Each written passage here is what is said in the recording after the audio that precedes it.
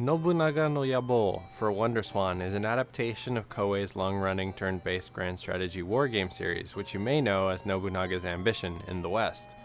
It also happens to be the first of many strategy games released for the WonderSwan, coming out just a week after launch on March 11, 1999.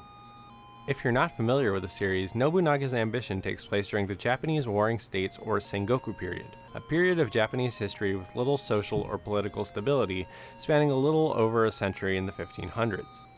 While the Emperor of Japan was officially considered to be the ruler of the country, the people who were actually in charge were the shogun and his administration. Leading up to the Sengoku period, the shogunate lost control and loyalty of the daimyo, local lords in charge of Japan's various provinces. As the country fell into disarray, fights broke out between the daimyo around the control of land and power. Three warlords would gradually unify Japan again throughout this period: Oda Nobunaga, Toyotomi Hideyoshi, and Tokugawa Ieyasu. While the game's title mentions Nobunaga by name, you can choose from many different daimyo and attempt to unify Japan yourself. The gameplay loop is very similar to another of Koei's trademark strategy wargame series, Romance of the Three Kingdoms, which we'll discuss more in episode 11. It's your job to ensure that people living in fiefs under your control are well fed, aren't vulnerable to disasters, and are living happy lives.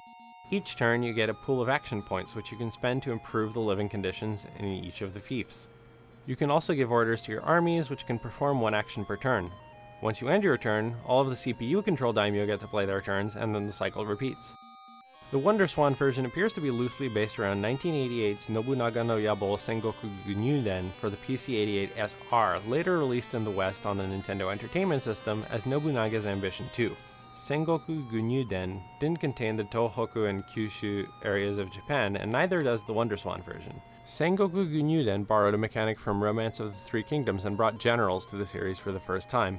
The general system carries over to this version intact, but it wouldn't be fair to call this merely a port of the 1988 game. Several new heirlooms have been added to the WonderSwan release, and troop aptitudes, which were introduced in 1994's Nobunaga no Yabou Tenshoki, are also available in this version.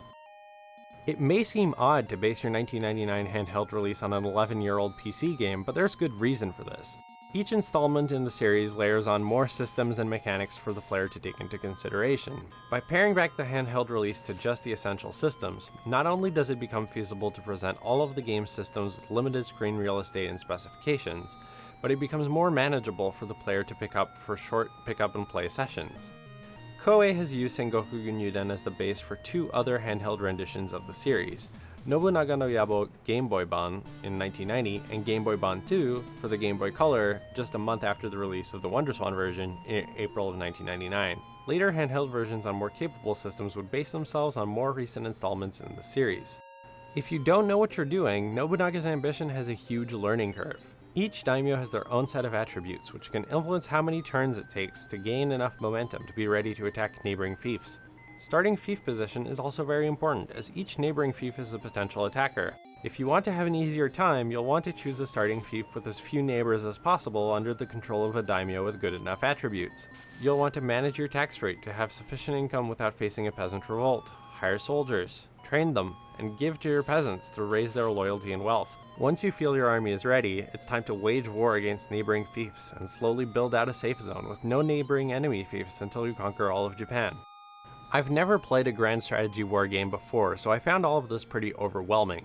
I've traditionally liked tactics RPGs, but there's so much micromanagement potential in Nobunaga's Ambition that it gives me analysis paralysis.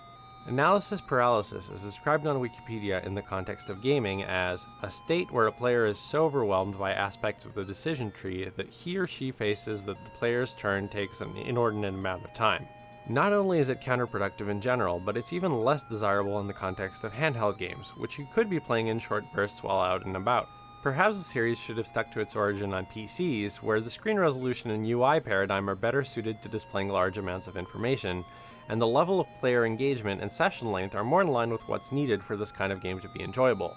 My personal hang-ups about the genre aside, if you actually want to play a Nobunaga game on the go, I wouldn't recommend this one. Koei did a remarkable job of packing what they could into the WonderSwan screen, but I wouldn't call it comfortable enough to play, and the lack of color makes the map and war screens really hard to read. I can't speak for the mechanical quality of these games as I haven't played them, but the DS and 3DS installments in the series do appear to be much more comfortable to play thanks to color support and especially the added screen real estate.